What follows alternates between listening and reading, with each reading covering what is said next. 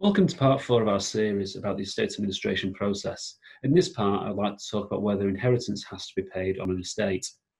I understand that during the administration of an estate, there are lots of uncertainties and worries about the payment of inheritance tax, and here I hope to offer some peace of mind. When someone dies, the personal representative has to value the deceased person's estate as the date of death. The personal representative also have to look to see whether the deceased made any gifts totaling over £3,000 in the 7 years before they died.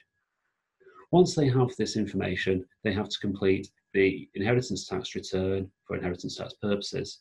These will be forms IHT 205 and forms IHT 217 in cases where inheritance tax is not payable, or IHT 400, which is used in most cases where inheritance tax is payable. Inheritance tax is usually paid when the estate totals more than £325,000.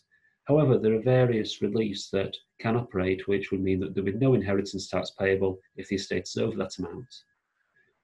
The first relief is using the nil rate band of a married person who has predeceased the deceased.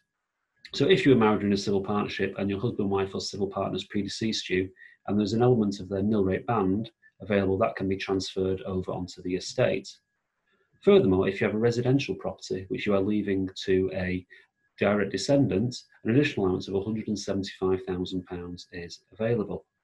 And much like the transferable nil rate band, if you are the surviving spouse or civil partner and your husband, wife or civil partner didn't use their residence nil rate band, that can also be carried forward onto the estate.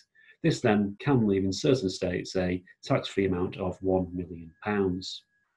Furthermore, there are a variety of exemptions that can be used to ensure that inheritance tax is not payable.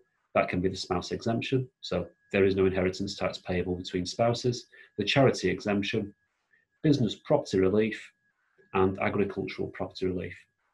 You'll appreciate just from this short video that inheritance tax is quite complicated. It's very important to take specialist advice when dealing with the administration of an estate. Look out for the final part in this series where we will be discussing the timescale it takes to administer an estate.